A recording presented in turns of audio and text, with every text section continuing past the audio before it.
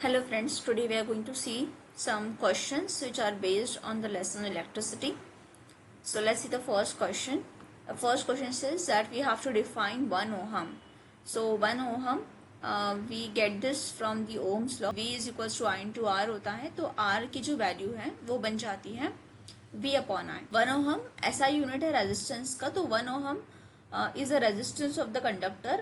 1 ohm resistance रहेगा किसी भी कंडक्टर के अंदर अगर उसमें पोटेंशियल डिफरेंस 1 वोल्ट का है applied across its ends and उसमें 1 एम्पियर का करंट फ्लो हो रहा है. And next question is state the factors that affect resistivity. तो कौन से ऐसे फैक्टर्स है जो रेजिस्टिविटी को डिफाइन कर दे. Now let me clear you here कि रेजिस्टेंस और रेजिस्टिविटी दो डिफरेंट चीजें हैं. तो फैक्टर्स जो रेजिस्टिविटी को अफेक्ट करते हैं वो होंगे factors is nature of the material if it is changes and temperature of the material. So temperature अगर कम ज़्यादा होता है तो resistivity of the material will be affecting. Next is how is the voltmeter connected in an electric circuit to measure the potential difference. So very simple answer to this is voltmeter को हम हमेशा parallel में connect करते हैं. तो हम हमेशा voltmeter को पैरेलल में कनेक्ट करेंगे जिस भी दो पॉइंट के अक्रॉस हमें उसको मेजर करना है पोटेंशियल डिफरेंस को. नेक्स्ट इज किस स्टेट दी ओम्स लॉ. तो ओम्स लॉ जो है वो रिलेशनशिप बताता है करंट और पोटेंशियल डिफरेंस के बीच में. तो जो भी करंट सर्किट के अंदर है that will be directly proportional to the potential difference. तो स्टेटमेंट ये है कि अंडर द सर्कमस्टेंसेस मतलब अंदर ऑल द फिजिकल कंडीशन जैसे कि टेम्परेचर प्रेशर ये सब कांस्टेंट है. अगर ये चेंज नहीं हो रहे हैं तो जितना भी करंट फ्लो हो रहा है किसी कंडक्टर के अंदर that will be directly proportional to the potential difference. So I is directly proportional to V.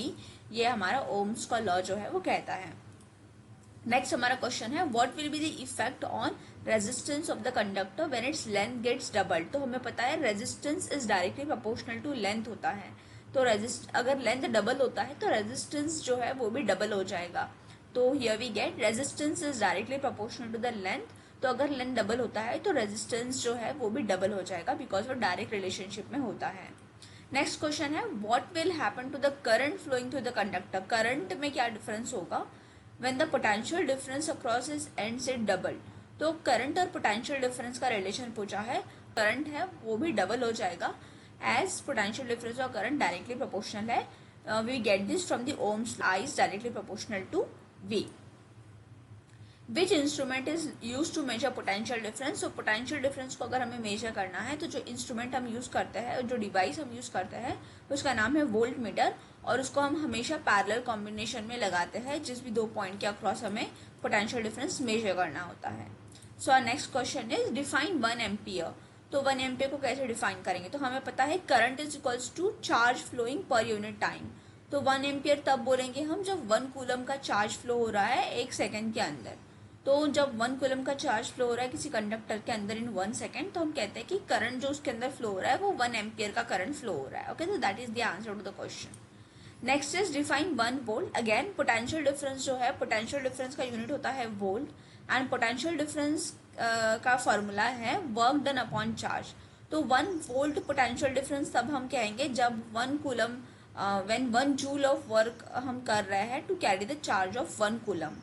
So what is potential difference? Against the amount of work done to carry a potential difference between 2 points is defined as amount of work done in moving unit positive charge from one point to another point. एक point से दूसरे point तक अगर हमें work done करना पड़ रहा है एक यूनिट को कैरी करने के लिए जितना हमें वर्क परफॉर्म करना पड़ रहा है उसको हम पोटेंशियल डिफरेंस इस तरह से डिफाइन करते हैं.